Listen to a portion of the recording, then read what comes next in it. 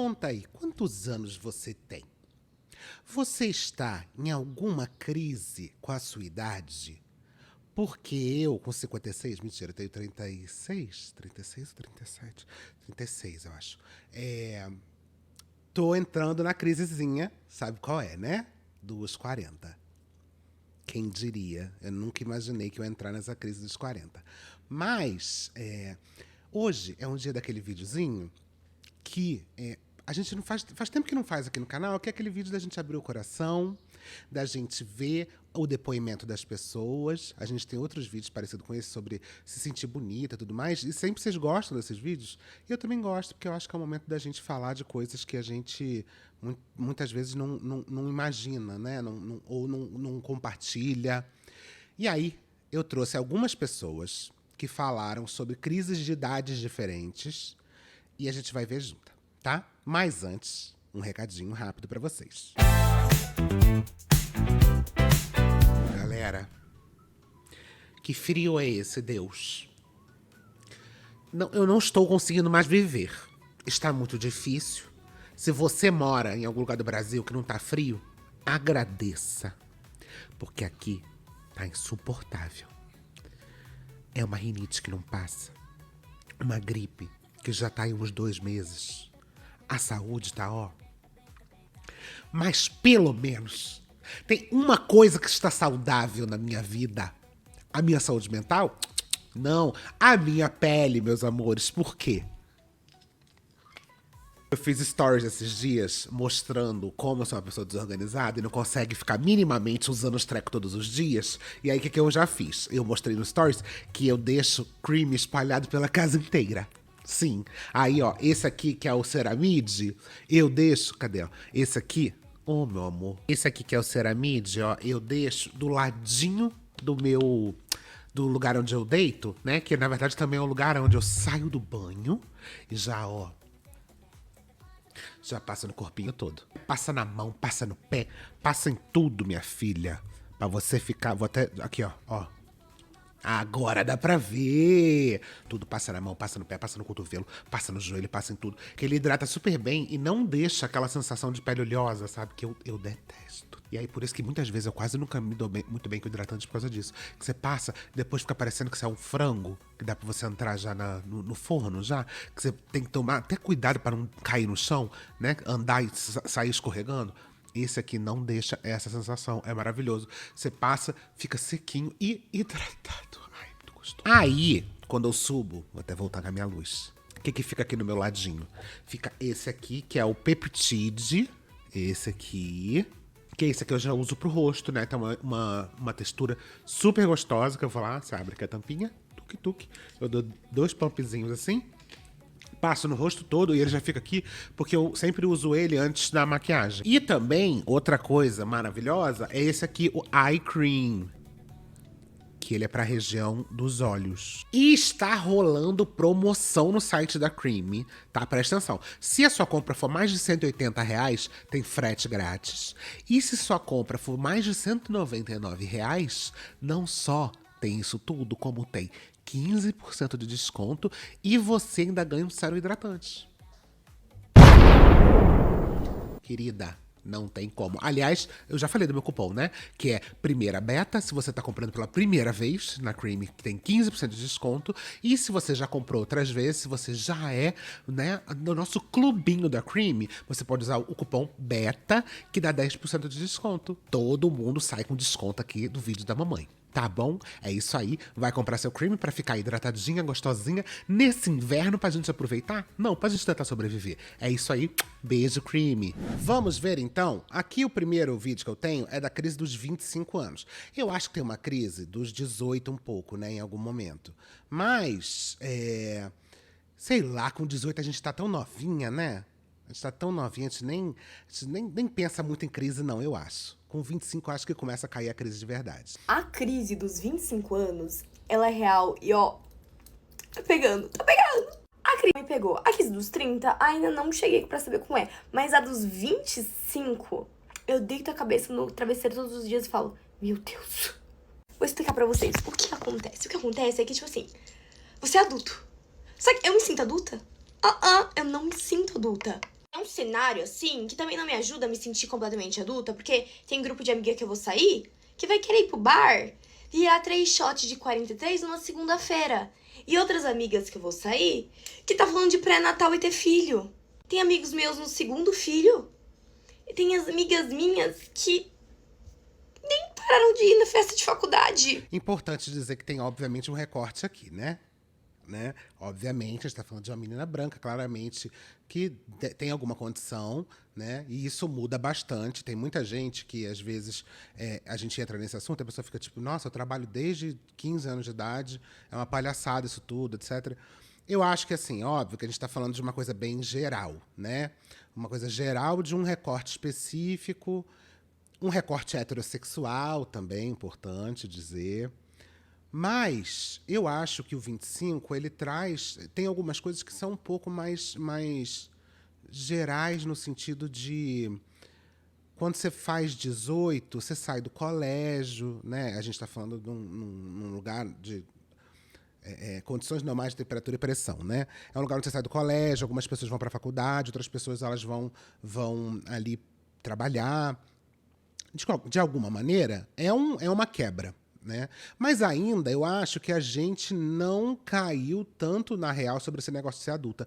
E eu lembro, aqui eu olhando ela falando sobre esse negócio de se sentir adulta, eu lembro muito nessa idade que eu tinha exatamente essa crise do tipo, quando é que a gente vira adulto? Quando é que a gente sente...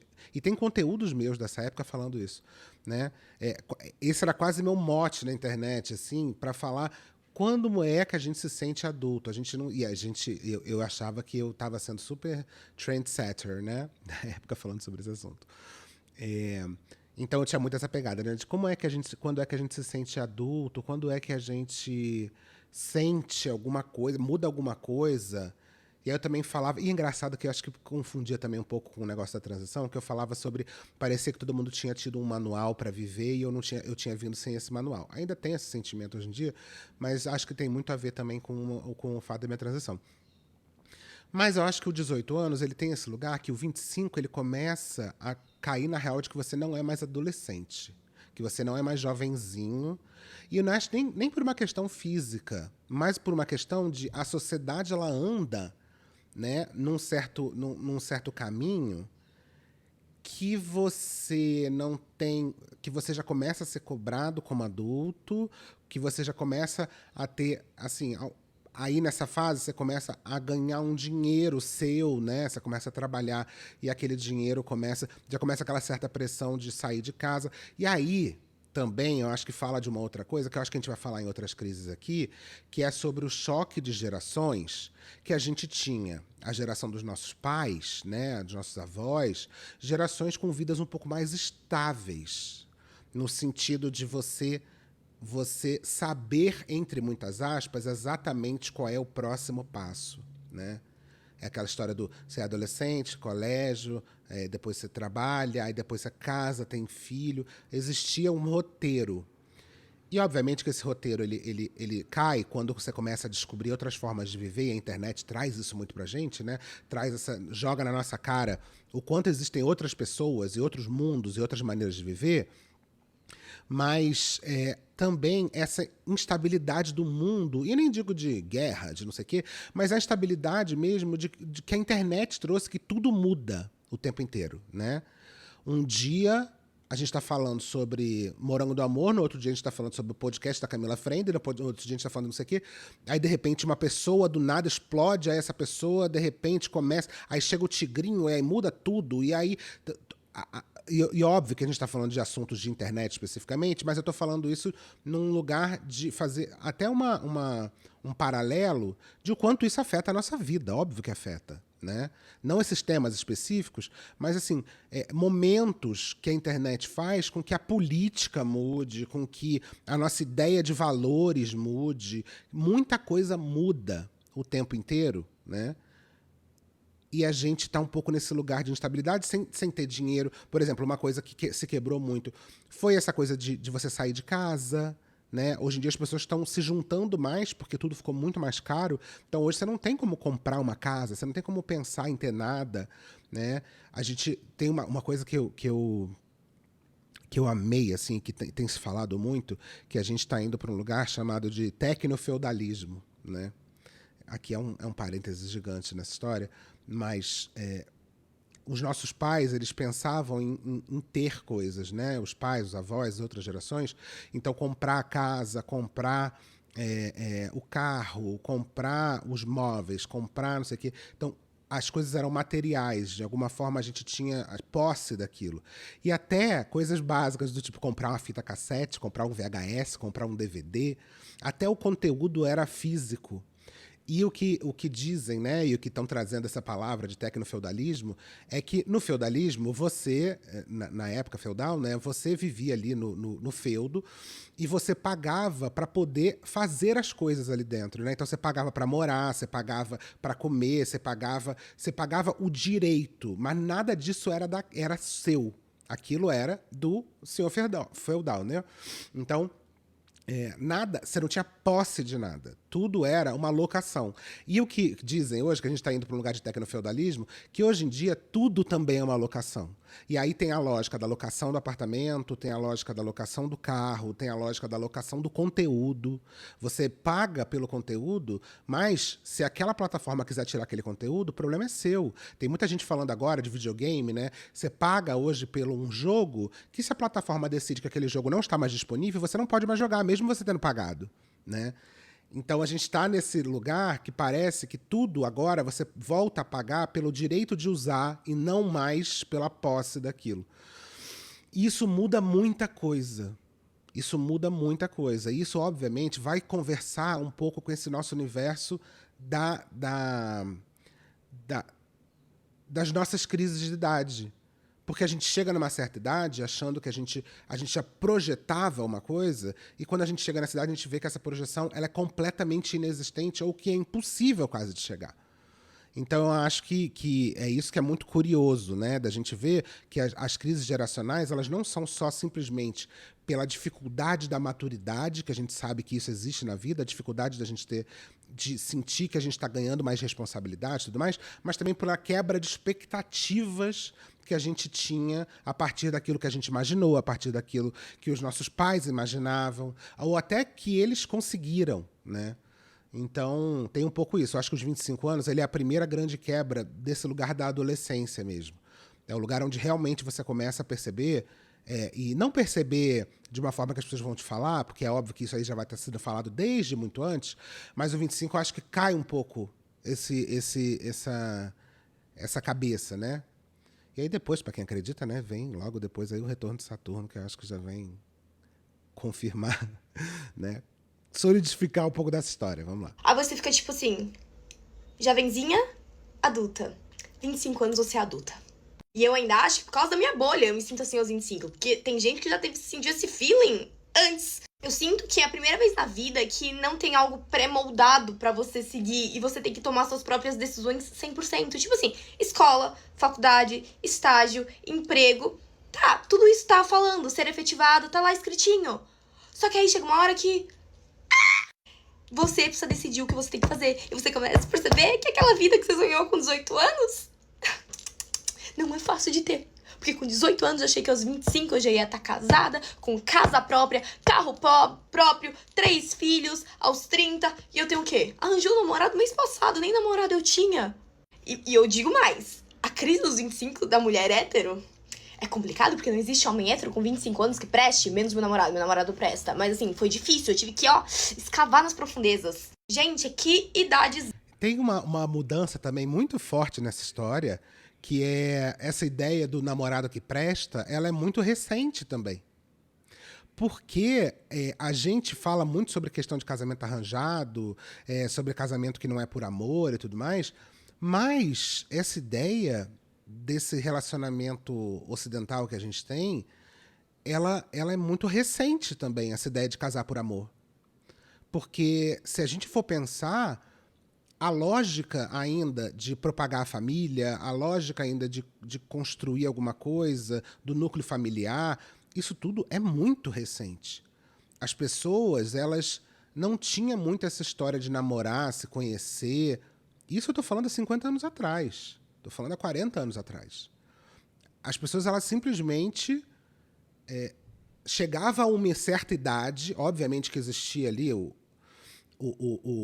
a busca pelo relacionamento e tudo mais, mas ela ainda era um pouco mais, quase um casamento às cegas, sabe? E chegava um momento na vida daquela pessoa onde ela precisava definir alguém. E aí se dizia que era por amor, mas assim, muitas vezes era por amor das opções que tinha. Tanto que a pressão era tão forte que tinha a imagem da tia solteirona, que era uma pessoa muito mal vista na sociedade. Até hoje tem essa questão em alguns lugares, mas essa imagem da tia solteirona, ela é muito recente. As mulheres, elas precisavam casar, elas não entravam na vida adulta sem casar. E o homem também, mas a mulher tem essa pressão muito mais forte. Então ela falar que você chega aos 25 anos de idade e não tem nenhum homem que presta, é porque hoje as mulheres se veem num lugar de querer escolher com quem elas vão estar, de criticar a maneira como o homem age, e aí vem um movimento muito forte hoje de submissão ao homem, de baixar a cabeça para o homem, de o homem ser o dono da casa. Por quê? Porque os homens, durante muito tempo, não se viram obrigados a se policiar emocionalmente, de comportamento, etc., para casar. Porque eles estavam ali, eles eram homens, eles podiam fazer o que eles queriam, sempre puderam, e as mulheres, elas aceitavam isso. Então, assim, apanhar em casa era uma coisa natural. Né? E a gente sabe que isso até hoje é tratado dessa maneira, mas muito mais antigamente se tratava como isso é coisa de homem, isso é coisa não sei o quê, trair, não sei o quê. Tudo isso que hoje em dia a mulher ela olha e fala, eu não queria ter uma pessoa assim do meu lado, até então, até outro dia, ela era obrigada a aceitar isso. Isso fazia parte do casamento. Né? A gente viu recentemente casos de pessoas que defendiam muito esse lugar da mulher se submeter ao homem, e aí você vai ver que essa é uma estrutura para fazer com que a mulher aceite qualquer coisa que o homem faça com ela. Então esse esquema, essa estrutura de relacionamento da mulher hoje, que aí vem os café com teu pai, os caralho a quatro de asa, os legendários, quererem construir essa imagem de que a mulher ela tem que ser submissa ao marido, da mulher troféu, etc. É uma tentativa de voltar atrás nesse lugar para depois o café com teu pai te dizer que uma mulher com 25 anos solteira tem algum problema. De que uma mulher com não sei quanto tempo, com tatuagem, com cabelo não sei o quê, tem um problema com o pai. Porque isso tudo está falando sobre uma mulher que não aceita mais estar numa estrutura onde ela é só um objeto dentro do relacionamento. E é óbvio que quando um macho trouxa desse vai para a internet chorar sobre isso, o que ele está falando é, antigamente eu podia escolher porque quem decidia era eu. E agora as mulheres estão querendo decidir demais. E é por isso que se com 25 anos, e aí olha o detalhe cruel, se com 25 anos você tá solteira, é porque você não é uma mulher que baixa a cabeça. Então, quando falam que com 25 anos você tá solteira porque você é problemática, o problemática quer dizer uma mulher que não baixa a cabeça. Quer dizer uma mulher que não se submete. E isso, para os caras, é problema. Você vai dar problema para ele, você vai dar dor de cabeça para ele. Você não é uma mulher que cala a boca.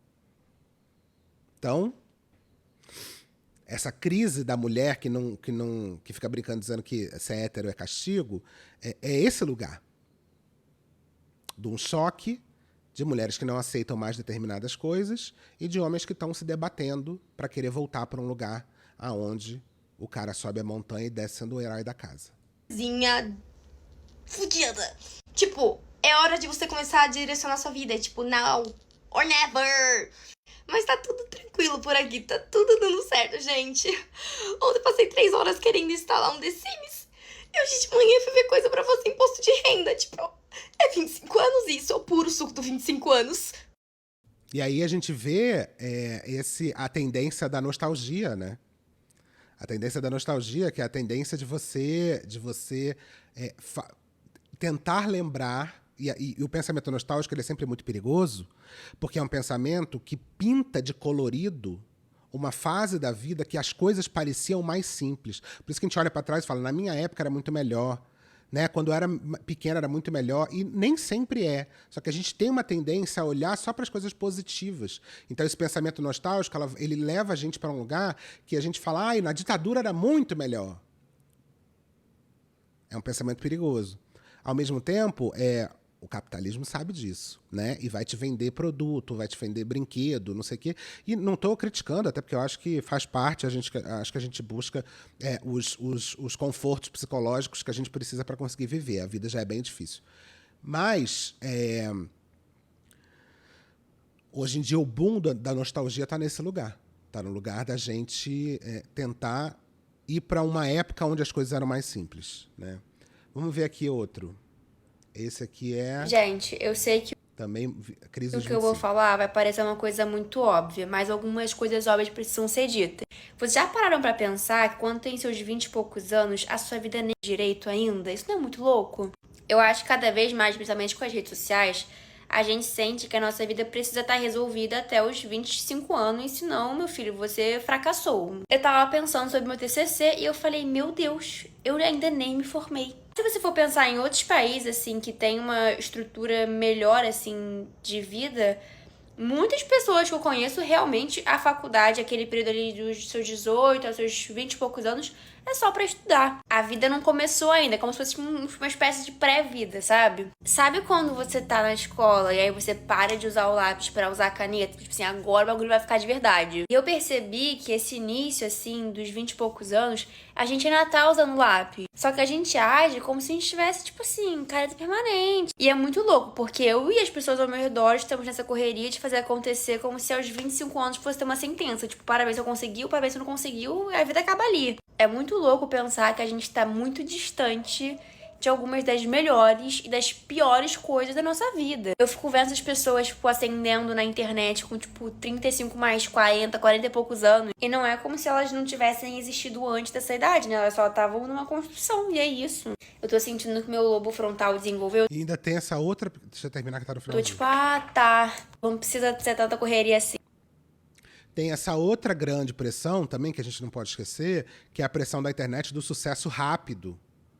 Porque antigamente, a chance de você ser uma pessoa muito bem-sucedida, a chance de você ser uma pessoa rica, ela não era tão existente assim. A mobilidade social, ela era muito... A mobilidade da pirâmide, né, ela era muito mais estagnada. As pessoas, elas não tinham a capacidade de fazer um vídeo viralizar e ficar milionário. As pessoas não tinham a capacidade de fazer um tigrinho e ganhar muito dinheiro. As pessoas não tinham capacidade até de dar golpe na internet. Os golpes eram muito mais difíceis de serem dados. A pessoa não tinha capacidade de ficar famosa da noite pro dia. A pessoa não tinha capacidade de, o mito da garagem, né? De você construir uma coisinha dentro da sua... E esse mito, ele é real, porque, na verdade, ele... Vou até voltar um pouco para falar um pouco disso. O mito da garagem, ele existe a partir do momento que... E ele nasce muito com a ideia do negócio da Apple, né? Então, existe um mito dizendo que que o Steve Jobs e que o Steve Wozniak, que eram os dois fundadores da Apple, eles...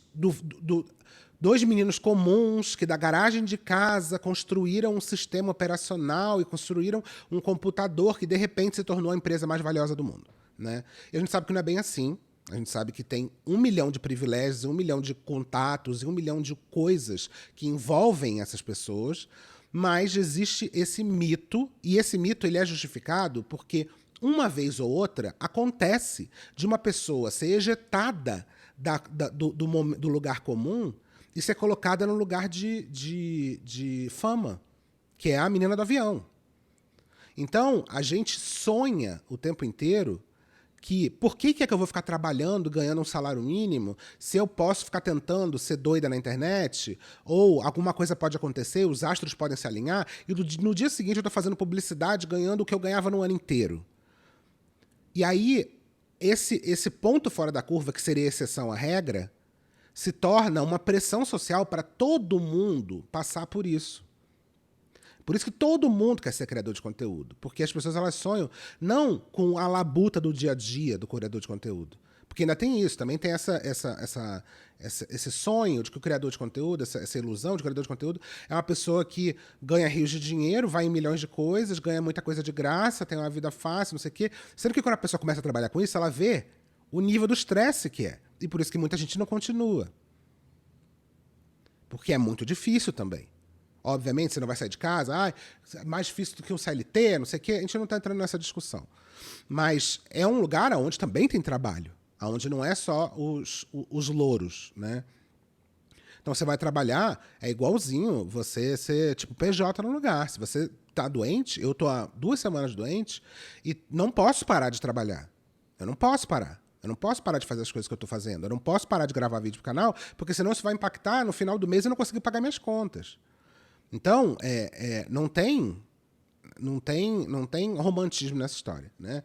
Então, a internet também trouxe essa pressão de que você precisa dar certo da noite para o dia. E que se você não tem aquilo ali, você não é bem-sucedido. Então essa é a grande questão hoje em dia, que antigamente não tinha isso. Para você sabia que você ia ter uma vida boa depois de você ficar 30 anos na mesma empresa. E hoje nem existe mais essa coisa de você ficar na mesma empresa um tempão, né? Então, isso tudo isso tudo se mistura já com as pressões da maturidade, né?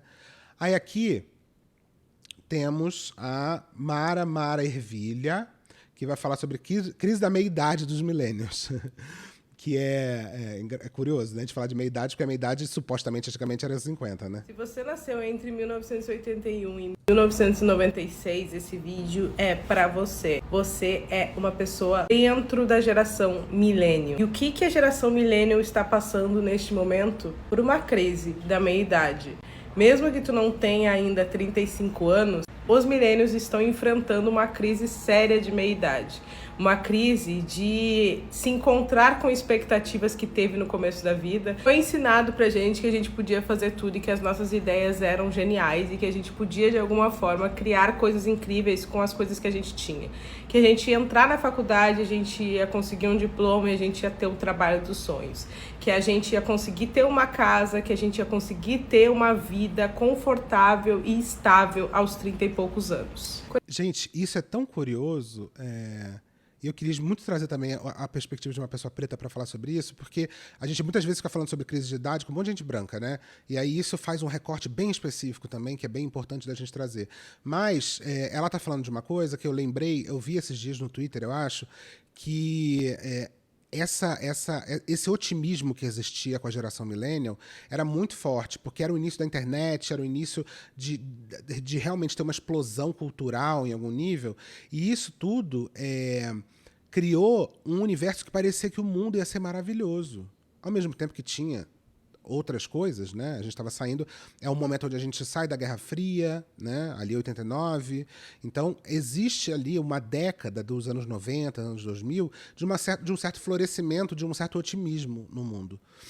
Tanto que, aí por que eu estou falando disso? Porque eu lembro que eu vi no Twitter esses dias, até vou ver se eu acho aqui, uma capa da Veja, ou do Isto É, uma capa de algum lugar, falando nunca fomos tão felizes. Era mais ou menos isso o texto da capa. E aí eram 5 pessoas mostrando o quanto elas estavam felizes pelo desenvolvimento da vida delas, né? Eu vou até tentar achar aqui. É muito curioso isso. É muito curioso você ver que, tipo, será que hoje a gente conseguiria trazer um pouco desse universo? Sendo que aquilo que eu já falei também, que é muito importante. O mundo, ele anda para frente. Continua andando, né? Os índices hoje em dia nunca foram tão bons. Mas é uma questão mais de emocional, de sentimento pelo futuro, do que realmente de uma realidade, né? Quando a gente vai ficando mais velho, a gente vê os sonhos que a gente tinha quando criança quebrarem. Porque a gente tem uma ideia idealizada do que a gente quer que a nossa vida seja. E quando a gente chega nos 30 e poucos, a gente percebe que essa ideia idealizada lá da infância não tem como ser real e que a gente precisa aceitar a vida do jeito que ela é. Então, sonhos quebrados, arrependimento, vontade de realmente se reinventar a todo momento, e da sociedade também tá pedindo pra gente se reinventar a todo momento, porque o que a gente é agora não é mais bom o bastante. Esses são todos os sintomas da crise da meia-idade dos millennials. E existe um estudo lá nos Estados Unidos que eles fizeram sobre especificamente essa geração e do quanto que essa geração lá nos Estados Unidos ganha menos do que a geração anterior, que era a geração dos pais deles. E o que acontece aqui no Brasil já é uma pegada diferente. A gente vive em um ciclo de trabalho muito exaustivo, a gente vive uma ideia de que o trabalho é o centro da vida e acaba se desgastando, se colocando. E isso é uma coisa muito millennial, né? O millennial, ele foi prometido de que o trabalho faria tudo por ele. Se ele se esforçasse muito, que é a ideia neoliberal, né? Se você se esforçar muito, se você correr atrás, você vai prosperar na vida. E aí, quando você vai ver que o coach hoje, de 40 anos, de 30, 35, 40, 45 anos, ele ainda está nesse lugar. Só que eles se preocupam muito hoje em dia, e a gente tem essa desconexão com a juventude, porque a juventude não acredita, está cada vez menos acreditando que o esforço vai fazer você chegar em algum lugar. E aí é por isso que a gente tem esse choque. E aí eu não vi o vídeo lá do um empregado do tal do Thales, não sei o quê, um cara... eu não vi o vídeo, mas eu sei algumas coisas sobre ele, mas ele ainda continua nesse lugar, e é isso, você vai ver pessoas que são mais velhas, ainda com esse pensamento de que quase calvinista, né? O trabalho dignifica o homem. A gente ainda tem esse pensamento, que é o pensamento millennial, que é, se você se esforçar, você vai chegar lá. Se você trabalhar muito, você vai chegar lá. E isso é uma coisa tão difícil de tirar da cabeça das pessoas, ou tão difícil de questionar, ou tão difícil de jogar uma luz em cima e falar, talvez não seja 100% isso, e eu não acho que eu não estou aqui discordando de que o esforço te ajuda a chegar a um lugar, muito pelo contrário, isso é uma das grandes críticas que eu tenho a muita gente, que querem... Se tem uma coisa que me incomoda muito, é que hoje a gente tem cada vez mais pessoas que acham que devem ser recompensadas pela vida só por existirem. E não é assim que funciona.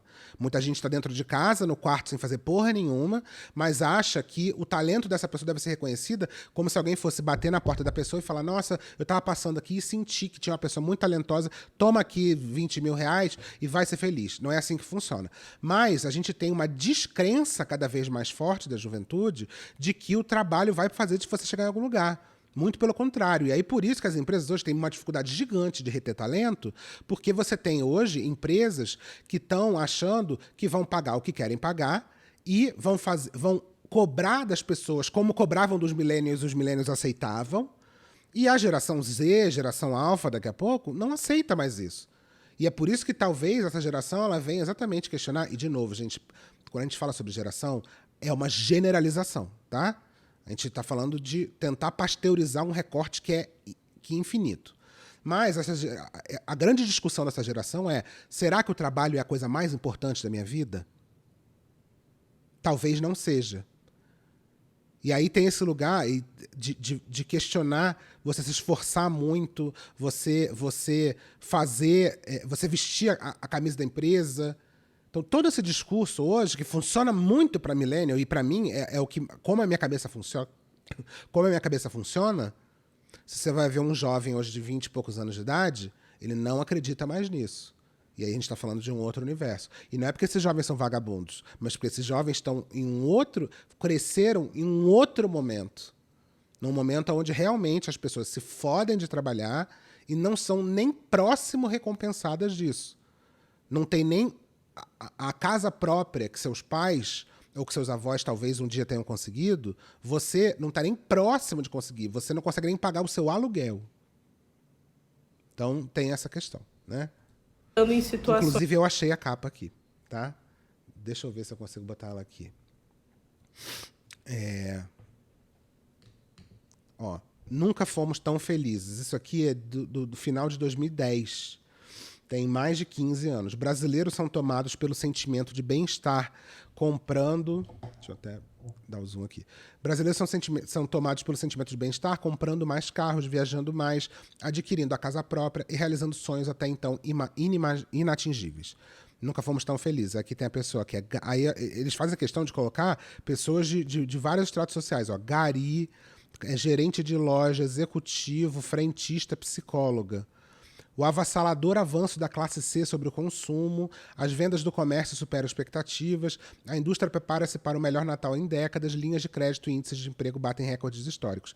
Isso a gente está falando de 2010, que é quando os millennials estão começando a entrar no mercado de trabalho. Então, ali começando, quase chegar ali no mercado de trabalho. Óbvio que isso tem aqui também um recorte, se eu não me engano, são os últimos anos do primeiro governo Lula, tudo mais, etc., que tem essa questão da classe C, isso a gente sabe historicamente. Mas existe uma quebra de expectativa, porque logo depois isso se desmancha, né? Então, é por aqui. Vamos voltar aqui no vídeo. Acabou o vídeo dela, né? Acabou? Ah, não, tá aqui. Insalubres para poder manter uma vida que não é uma vida completamente estável, porque ainda assim os millennials hoje em dia no Brasil não tem casa própria, não tem carro, não tem bens duráveis, mas tem a roupinha da Shein, tem o celular novo, tem todas essas coisas que a gente consegue acessar de uma forma rápida. Mas me conta aí se tu é millennial e quando que tu nasceu e se esses sintomas são coisas que existem na tua vida. Vamos ver o próximo aqui, que eu acho que é de 30 anos também, né? Esse aqui é da Carla G. Balta. Amigas que estão na fase dos 30 anos, com 30, chegando nos 30, passando um pouco dos 30. A chave virou aí pra vocês? Virou aí também, menino? Assim, eu fico me perguntando, será que essa é uma experiência única, individual minha?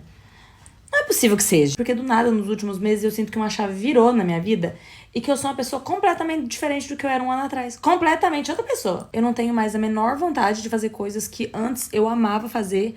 E hoje eu tenho o maior prazer em fazer coisas que eu nunca pensei que eu ia gostar. Tipo, tem final de semana que eu acordo mais cedo do que no meio da semana pra ir praticar esporte. Chega sábado à noite, eu só quero abrir um vinho, sentar no meu sofá, assistir um Netflix com meu marido.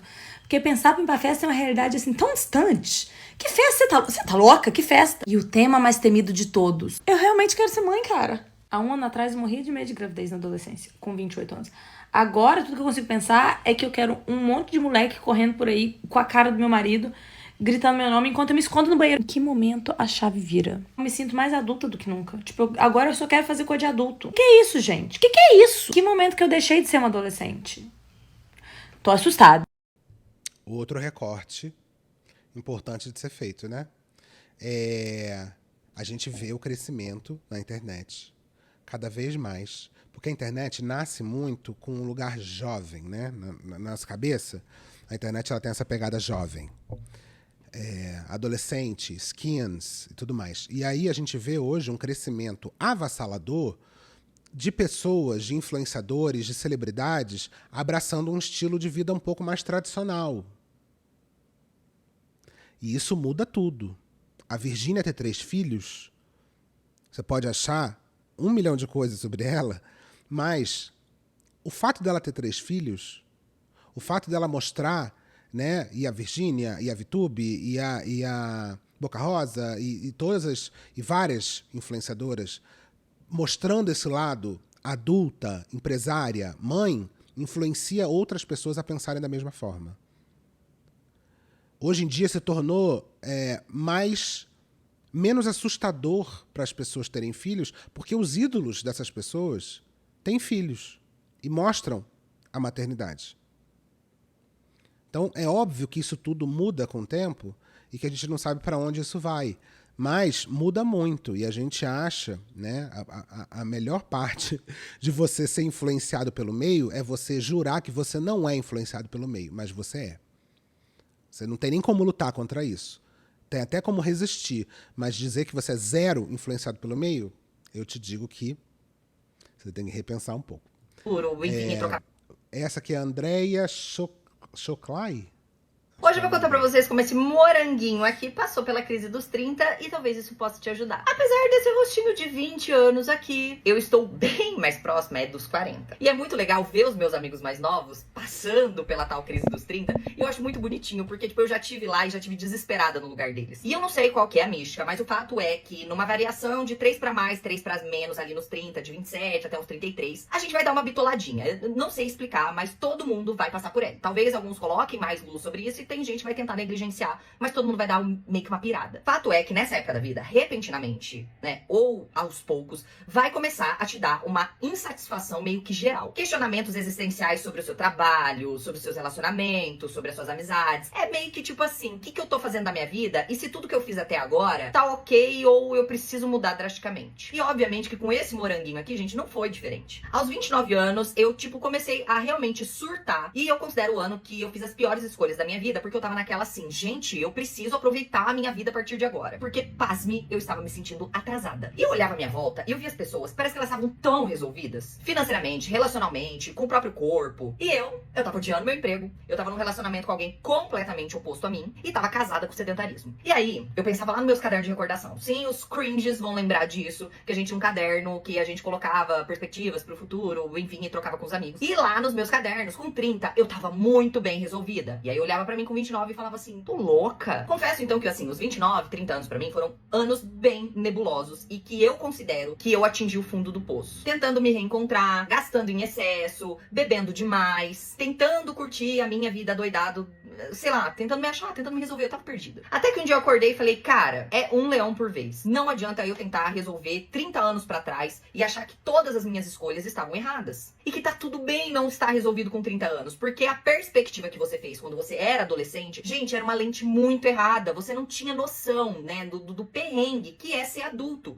Você, quando adolescente, gente, você achava que a vida era a sessão da tarde e brincar com os amigos na rua. Então eu comecei a elencar coisas que definitivamente eu precisava resolver. E dentro delas, o que era urgente, o que podia esperar um pouco, que eu ainda não tinha muito certeza. Inclusive, se vocês quiserem, eu posso até fazer um vídeo de como eu fiz cada processinho dessa etapa, que não é o foco desse vídeo. Hoje, eu só quero aqui te dizer que é completamente normal que você esteja se sentindo perdido. Que você olhe e fala assim, puta, minha vida não tá tão resolvida, eu não tenho dinheiro investido, eu não tenho minha casa própria, eu não casei, eu não tenho filhos. É completamente normal. E principalmente te dizer que a gente não resolve a nossa vida de uma vez só. Comece agora a analisar o que tá te incomodando, que você, assim, não gosta do que você é, do que você faz, aonde você está, e comece a elencar o que é prioridade e tomar as rédeas. Você ainda tem muito tempo pela frente. Se você viver mais 30, você ainda vai estar só nos 60 anos. Só não se desespere. Eu acho que o mais legal da gente pensar isso, por exemplo, eu já contei essa história algumas vezes, mas eu tenho. A minha vida deu uma virada muito violenta aos 27 anos de idade. Muito, né? Eu saí, eu comecei a namorar, eu basicamente perdi a virgindade com 27 anos, eu mudei de cidade, eu quase comecei um outro trabalho, eu comecei na internet, a minha carreira realmente começou aos 27 anos, e eu sempre tive essa perspectiva na minha cabeça de que a minha vida ia começar tarde mesmo, e é engraçado que foi sempre uma certeza que eu tinha, não sei porquê, uma coisa quase meio divinatória, assim. E hoje eu tenho uma dificuldade muito forte de achar que eu perdi pelo menos uma década de vida. Isso é uma coisa que eu lido diariamente, né? Eu acho que hoje, eu tenho essa crise, né, de achar que hoje, com 36, 37 anos, quase 40, eu estou vivendo o que eu deveria ter vivido com 20 e pouco. O que é uma loucura, né? Porque é só uma pressão da nossa cabeça, mas é muito difícil a gente lidar. É aquela história. O fato da gente conscientemente saber das coisas não faz a gente não sofrer por elas, né? E aí, os 27, para mim, foi um momento que foi muito difícil, dos 27 aos 30 e poucos, assim, e logo depois veio a minha transição, o que tornou as coisas ainda mais nebulosas, mais difíceis, mas, ao mesmo tempo, são anos que eu carrego com muito carinho, porque são anos que me fizeram chegar até onde eu tô. Um lugar onde eu saí de uma infelicidade profunda, de uma depressão, e vim para um lugar de mais luz, assim, que eu tenho hoje em dia, né? Mesmo com todas as dificuldades, mesmo com todos os medos, eu ainda tenho... Eu hoje não posso dizer que eu não estou no momento mais feliz da minha vida, porque eu estou, né? Mas é isso, a gente se compara, e até hoje eu tenho muita dificuldade, às vezes eu tenho que sair do Instagram, eu tenho muita dificuldade, e eu não tenho a menor questão de assumir isso, eu tenho muita dificuldade de olhar o palco do outro e comparar com a minha coxia, né? De você olhar o que está acontecendo com as pessoas e achar que você... E não é nem... E eu acho que é um lugar que a gente tem que entender também da inveja, né? A inveja tem muito um lugar de você querer que o outro não tenha aquilo, ou de que você queira tirar do outro, mas a inveja tem um outro lugar de você se sentir mal, de você se sentir menor, de você sentir que nada acontece para você, de você sentir que você não tem capacidade. E esse é um lugar que eu rodo muito o tempo inteiro. Ontem eu estava conversando com o pessoal, inclusive do meu agenciamento, falando isso, que o que mais me dificulta na minha carreira, definitivamente, é a percepção de que eu não mereço. A percepção de que eu não só não mereço, mas que eu não tenho talento, de que...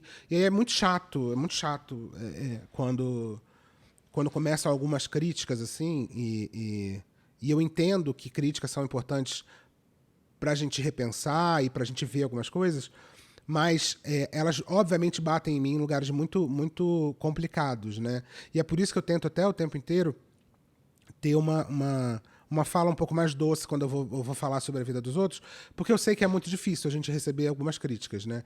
E aí eu fico muito nesse lugar de achar que eu não tenho muita idade para estar onde eu tô, fazendo o que eu tô, eu acho que eu não sou engraçado o suficiente, e eu sei que vocês vão falar que eu sou e tudo mais, etc. É uma questão minha mesmo, de percepção, né?